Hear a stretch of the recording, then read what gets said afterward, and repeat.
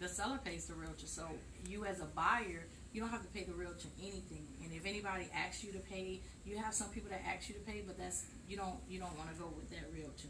You want to go with the realtor that just goes along with the transaction and let the seller pay the realtor. So steps in the process, what we normally do. Me personally, I like to sit down and do a one-on-one consultation with each one of the buyers that I meet with, because I want to find out who you are, what you want, what's your lifestyle. I want to find out where you work, where you play at, where's your family at, where do you spend most of your time. Of course, everybody knows about the Port St. Lucie. You can get bigger for this and less and this and this and that and that and that. My friend brought up there in Port St. Lucie.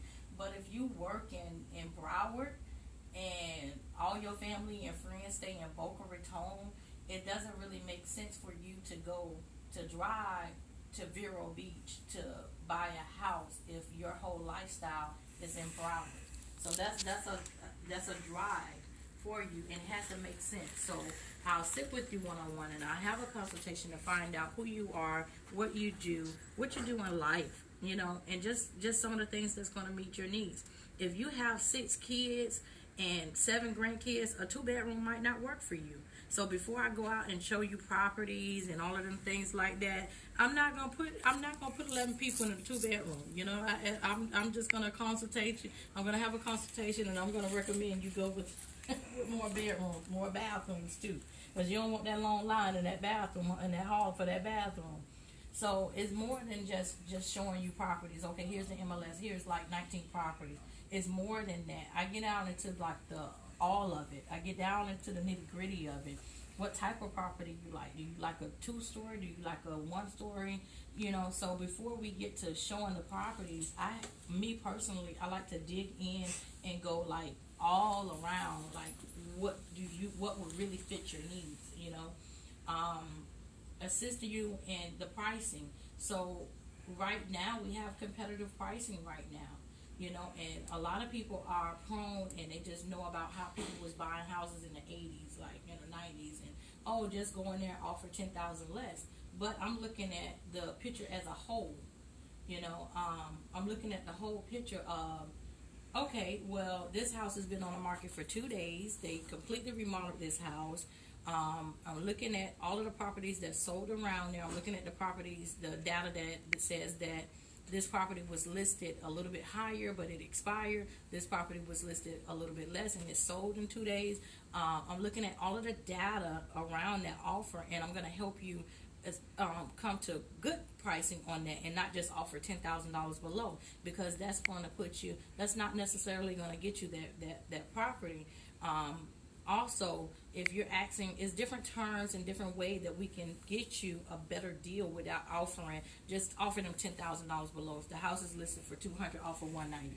That's not what we typically do in real estate. We look at everything as a whole. Everything plays a big part. Even the taxes on there plays a big part in the pricing of what you're going to offer. And experienced realtors, we know if the taxes is high or if it has high HOAs, we know how to price that property to sell. Prepare the offer. We sit and we prepare the offer. We negotiate the terms. A lot of times, me personally, and I'm not going to speak for every realtor, but I like to have a verbal conversation over the phone with the other realtor to see I kind of gauge where they at, and I try to get in their mindset to see what hey, do you have any offers? And a lot of times they're gonna say, yeah, we got 2 offers that just came in. Do you really have 2 offers, or is that just what you saying you got? So I try to see where they're at and see how I can negotiate the best terms, and see how this person will go about working the deal with you. And are they really a transaction broker? Because some realtors, not all realtors, but some realtors, they'll work for the seller till it becomes bad for the seller, because they'll block some offers. The seller might be willing to take a lower deal, a lower price. The seller might be willing to offer some closing costs, but the other realtor might go in there and block. So if I know that that's that type of realtor, that might not be the best property for you because they're not willing to negotiate in the price. They're not willing to negotiate the term. So I kind of gauge that situation, being that I'm experienced in that, to do that for you guys. And then we go on to contract. Once we go on to contract, we go through so many things in the background. I don't like to get my buyers or my sellers involved in every little thing because it's already a stressful situation for you guys. But we're doing over 200 different things in the step by step. In the step by step process, we're going backwards and forth.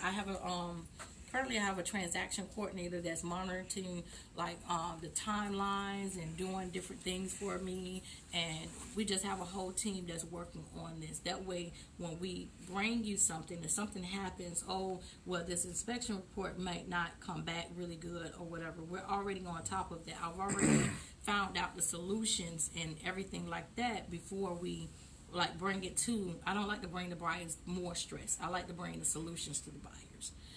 And of course, bring you to closing. That's the ultimate key goal for you to get the key. I'm going to take a little pause right now because it seems like I'm more nervous doing it online than in real person. You want to talk to them? Huh?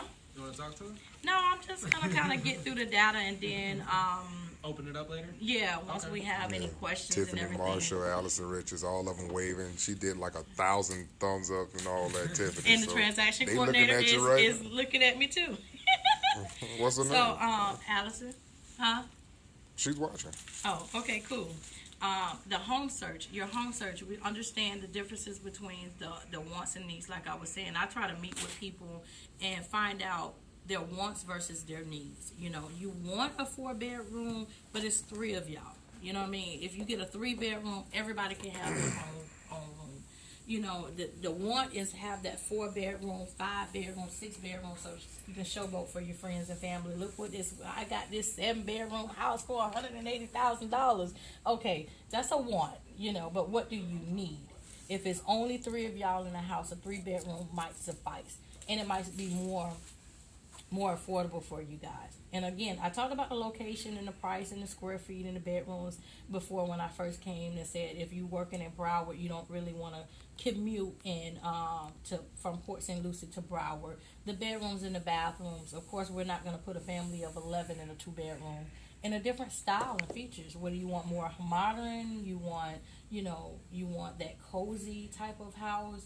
What features? They got a lot of smart features that's going on in the house right now. What schools do you want your kids in? If it's like in February and the school don't end to June, we need to look at the school zones. So we can search about school zones and anything else that's going on in your life personally, because it's a personal thing. This is where you live at. And I know that because I've been doing this for so long, it's really common sense that your home is your home. It's not just a house. So I don't just sell houses, I sell homes. So you have to be able to see this as your home. When you walk into that house, if you can't be like, okay, that's okay. If you can't see yourself living in there, I don't recommend you buying that house. We were, a couple of days ago, we were like a couple minutes from going to a contract.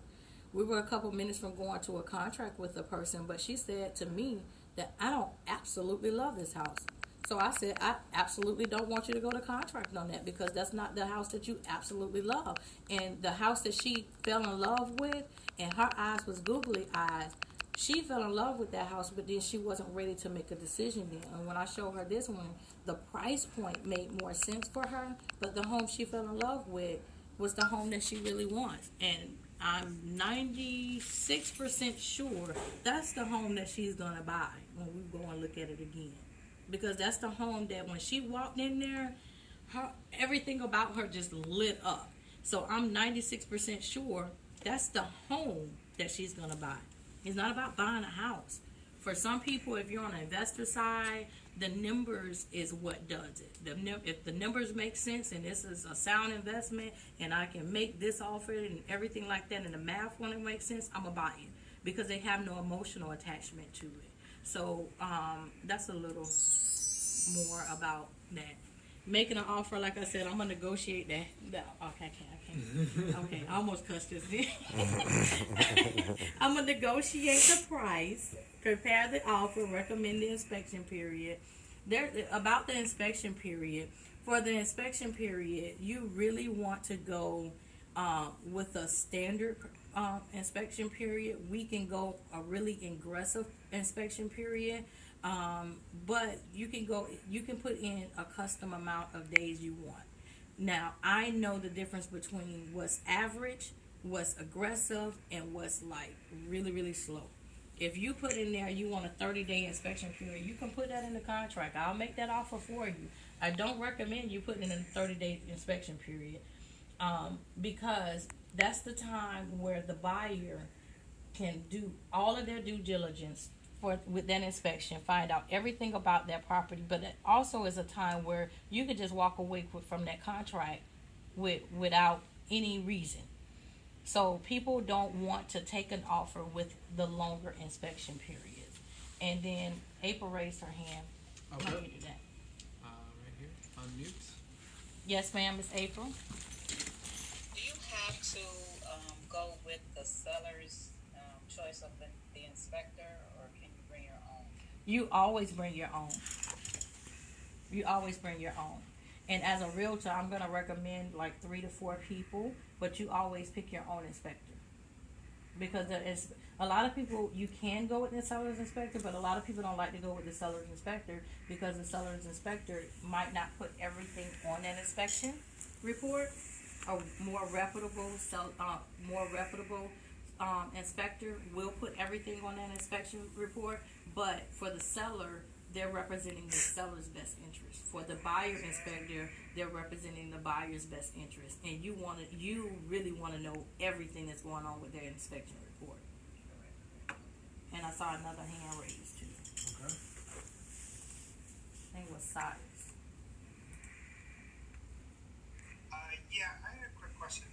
So you said 30 days is too long for an inspection period, but what's a good inspection period? Good We question. want to go. That's a good question. We want to go with 5 to 7 days, because 5 to 7 days, depending on if we already have an inspector picked out. Most of the time, when I'm working with the buyer ahead of time before we even get to picking out the house, I'll give you the list of inspectors. That way, you can already have an inspector on board, and when we do go to contract, they're ready to rock and roll with getting the inspection done fairly quickly the same day, because I'm going to call that inspector to get this inspection scheduled the same day or the next day. That way we can get the report back within 3 days, which is going to give you a chance to kind of make sure that you have enough information and to go over this inspection report and to get back and negotiate whatever's going on with that inspection report. So 5 to 7 days give you enough time, and it's average. Steve, you had a question? Yes, hello? Yeah. I see. Yes, what's the average cost for an inspection? They range between $400 to $850. So it just depends on the different type of inspections you're getting. If you need a general inspection, if you need the 4-point wind mitigation, if you need the termite inspection, it just depends on everything that you're getting with that inspection. The average price with the inspectors that I use, they're between $400, $450, and $550. And that's for, you're including extra inspections in that, like the typical inspections that somebody would normally get, right? Right. Right. Okay. Right. For the extra inspections like water test and mold test and all of that stuff like that, you're getting Right. up to the 800s and stuff. But for Okay. the average, it's around 450, 500. Okay. Anybody else have any other questions at the moment? Raise your hand if you do. Okay, good to go. Okay. We recommend a deposit amount. The deposit amount also is a way that we can show if we really, really want this property, or we can just pass on it. If you want to say you're really not really sure on that property, you really don't want it, you really don't care if you get the property or not, I'll say put $500 to $1,000 on there, and they're not going to take that too serious anyways. Somebody else is going to come and say, well, I'll put down $5,000. as a deposit. I put down $5,000 as a deposit. They're going to take that offer more serious. Okay. We have a question. We have yeah. Hold on. All right, Mr. and Mrs. Mann. You also have to unmute yourself. There you go. I have a question. Okay. How does the deposit portion, how is that impacted if you're doing like a new construction or a new build? Is it still like that was like a 7-day window where you have the option to rescind or take back your offer? No, it's a totally different market. I do a lot of new construction, especially in Port St. Lucie, but I do a lot of new construction in this area too. It depends on the builder. They have different rules. So before you put down your deposit, you definitely want to ask them: is there a right rescission period, and what's their policy on putting down a deposit, and what's their deposit for you getting? Their policy for you getting your money back. Like one of the builders and, What's that clause called? It's just the inspection period. It's the right to rescind. Right to rescind. Okay. Yeah, right to rescind. Definitely is each builder has their own different rules. I ran into one in Palm Beach County to where you put down your entire down payment, and once you make that, you're just done. So I that was the first time I ran into that. So I was like, oh wow, no. Okay. Wait, You have yourself muted. What does what's a typical down payment or what's it called? What's a typical earnest money for a new build or a new construction? A lot of them do $1,000. I know a lot of new construction builders do $1,000, but I know recently, in the last couple of days, they just raised it up to $3,000. All right, another question from Matt. Hey, Matt. Hey, the 0%, is that active as of now? Because I've heard rumors about 0% right now with the economy. No, that's more so the Fed rate. That's not the mortgage rate. Okay. And as going through the program, does that we qualify for that? That's a Alex question. You mean can you qualify for the 0% rates through the Fed? No, not through the Fed. What do you mean? For the Matt, could you expand on your question? Well, I heard that because the market, how it is now, and the economy, how it's going into a recession. Oh, It's no. 0%. So In the housing, it's going to be a 0% somewhere. No, I Matt. don't know So- if anybody qualifies. so- I know some banks got to earn their money, so. yes, so the banks will still have their margin, which obviously is going to be higher than 0% because banks are not going to put their rates down to 0, but the Fed will could possibly lower it.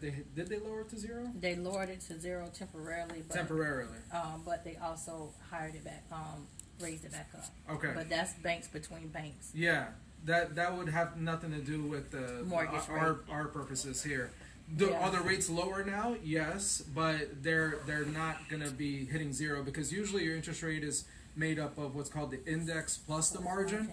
And the margin will always be based off of what the bank wants to make off of it. That's their profit margin, basically.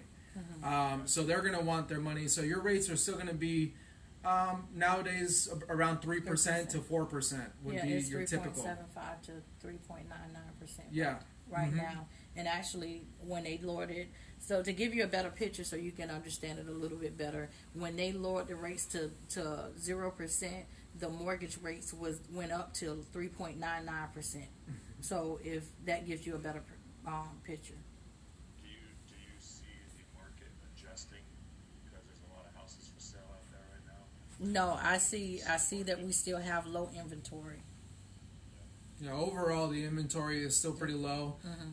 Right now, you might see an increase in inventory, but that's really this time of year, typically, March, April, this is when the inventory usually goes up. So it's not anything abnormal just because of the crisis that's going on. Right. So we haven't seen an impact at all on that for right now. For right now, who knows what might Do you happen? think that there would be a flock of investors coming in and buying out properties? Because That's already happening. That's been happening, and it'll continue to happen. Yeah.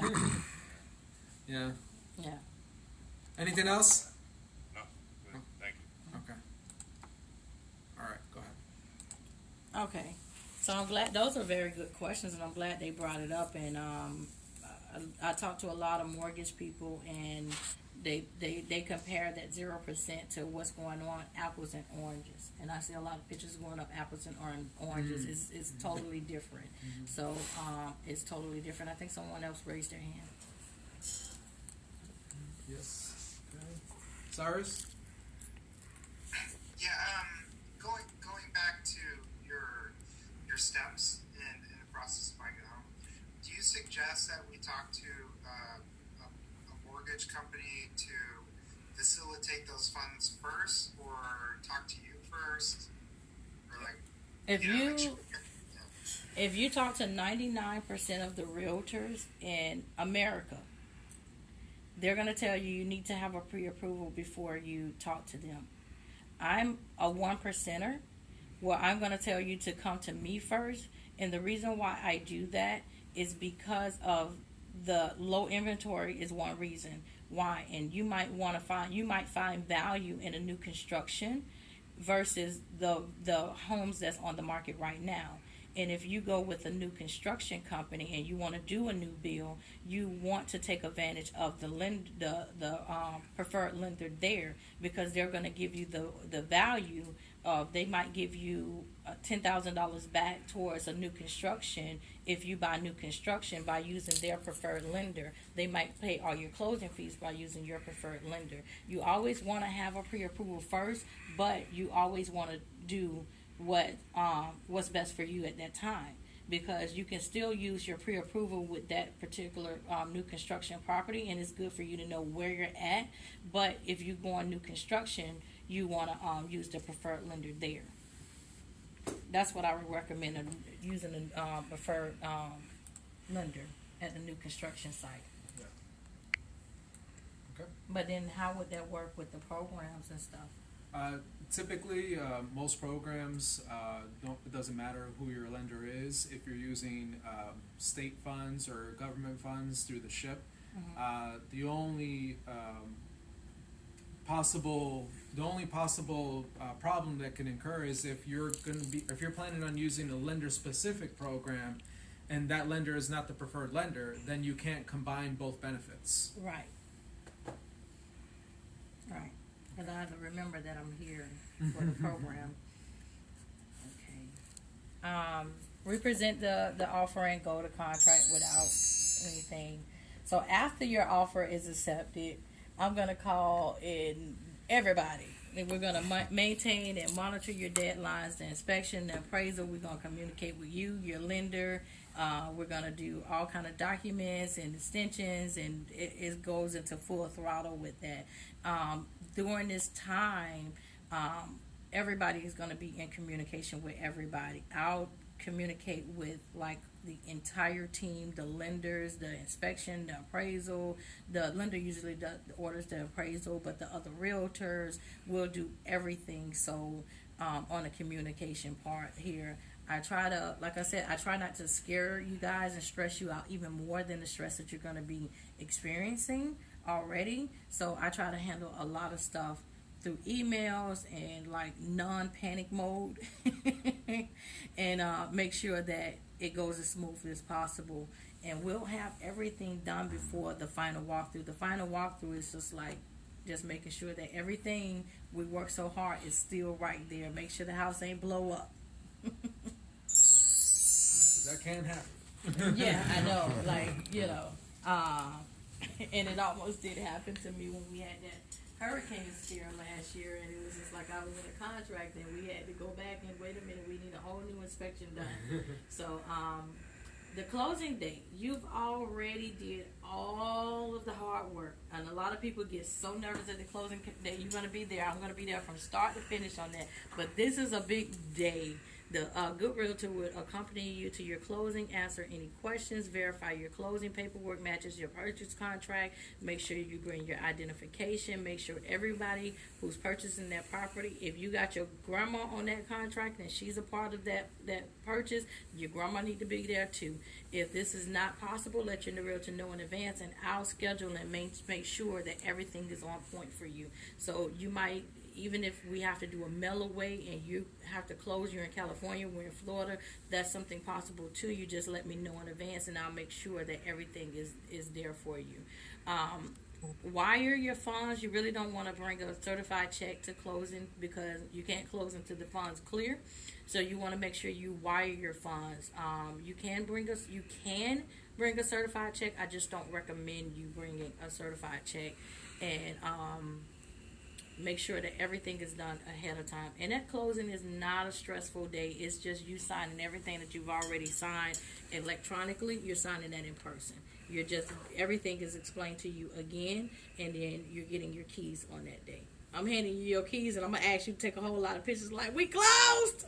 Yeah! We closed! So now you have your home, and you close. So this is the end of everything. It's not as stressful as you may be thinking that it is. It's not as big a stress as that. A lot of people get very, very stressed out in this process, but if you have a good realtor that knows the process and that's very versed in this, you won't have that stress on you. And let's open it back up. 2 questions. All right. And I'm going to unmute everybody. Does anybody have any questions? Veronica, I'm going to go ahead and mute you in case if you do have a question, let me know. But I'm sorry? Somebody says something. Hells make sales, baby, all the time. Oh. Okay. I will be sending out an email to everybody with the presenter's contact information. So expect that email to go out Monday, okay? And as long as I have Ms. Hales' permission, I can send a copy of her presentation over to you as well. Yeah. Okay? Yeah. So. Any other questions?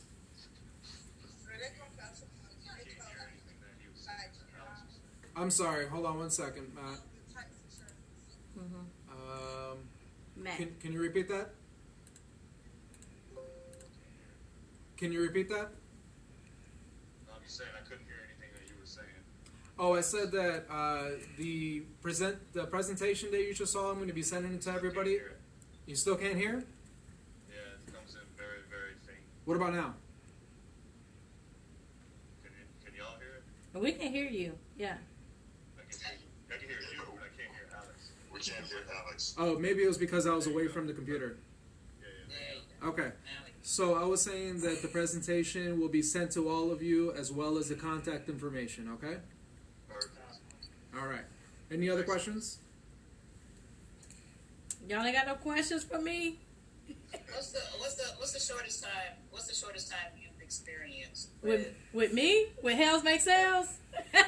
21 days. I did it in 12 days. And this Hells Make Sales. already pre-approved? Yeah, it's about, the average time is about 30 to 45 days. 30 to 45 days. Yeah.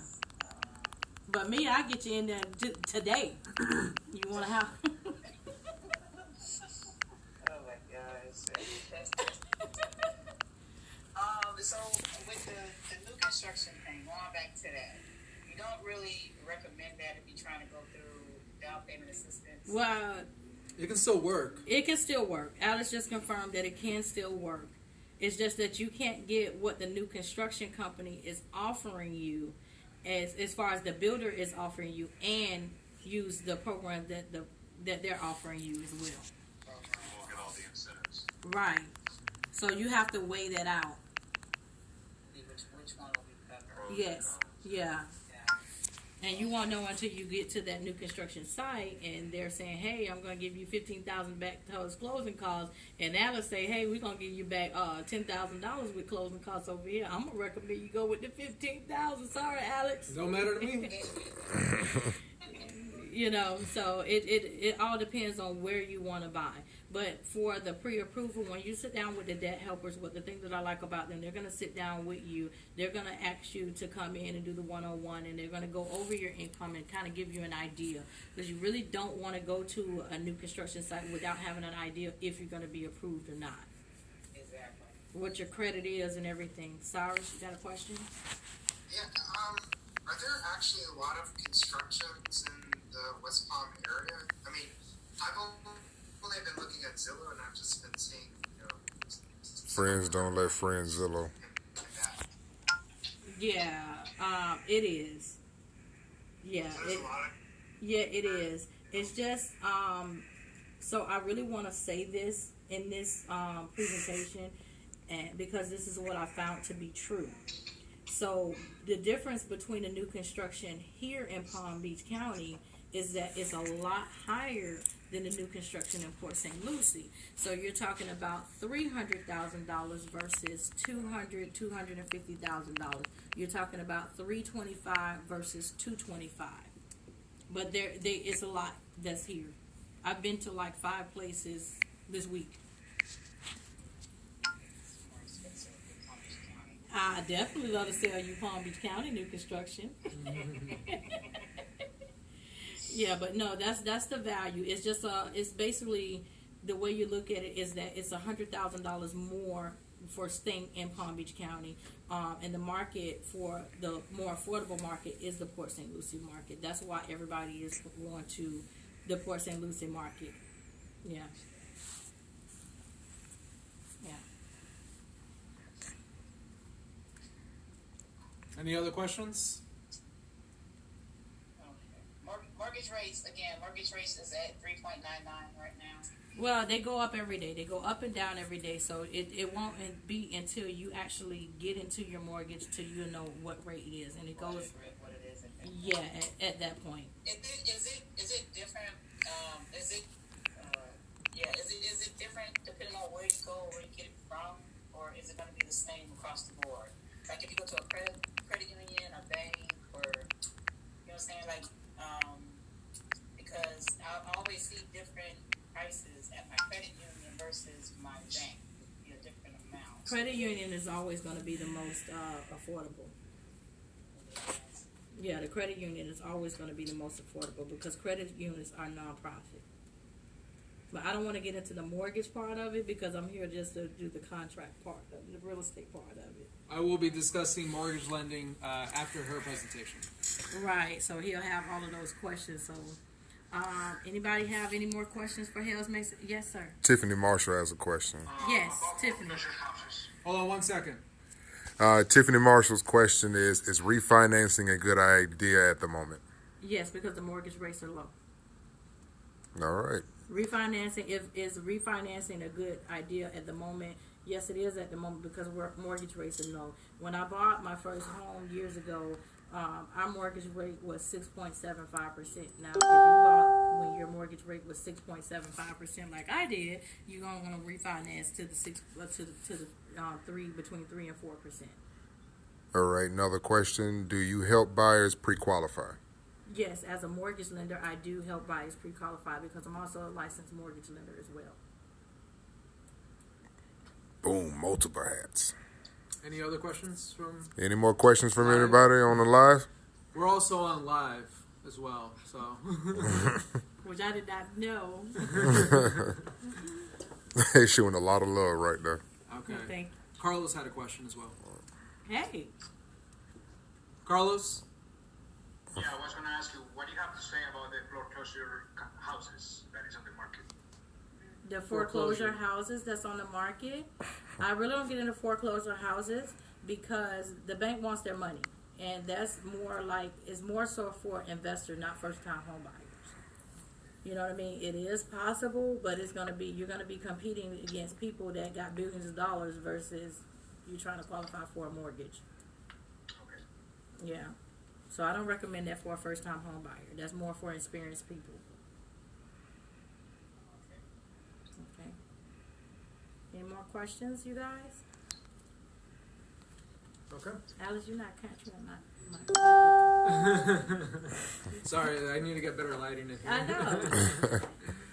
Okay. All right, thank you guys. All right, thank if you want to you. give Miss Hales a hand, appreciate it. Thank you very much, Miss Hales, for coming in. Oh, and you got a statement. Okay, what's the statement? Make sure those taxes are done right. Oh, make sure. Also, wanna take over? make sure when you're trying to buy a home, don't write off all of your income.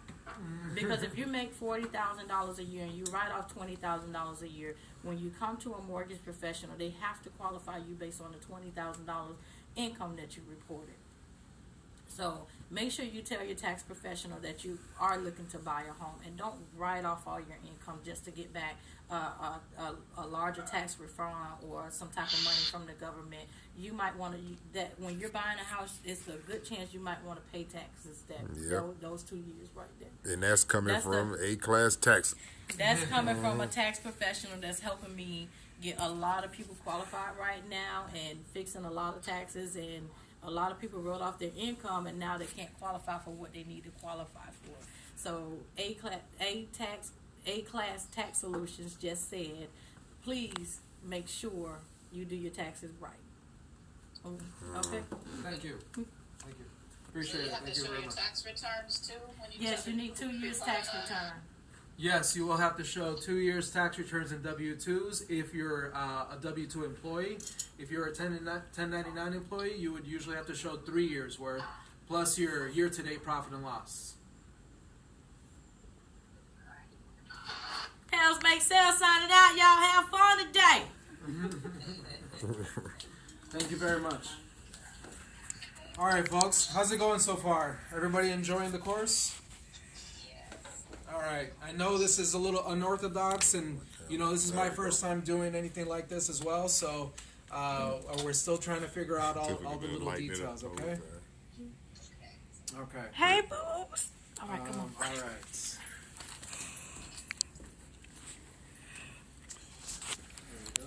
All right, Chief. Yeah, Oh, All right. Thank you very much. Bye. All right. All right. Let's move on to the next topic. Is he watching me walk away? Chantel said, good job. Tiffany Marshall been lighting it up. You see her walking out. Look at her walking it out. Watching me walk away. That's right. Me and everybody else, too. You still got it on. Still got it on. Go ahead and walk it out. Don't Walk do it that. out. You walking like a boss. Everybody call their boss on fire. Walk it, step it out. Don't do that. Don't tell her. Got that drop the mic walk. There you go.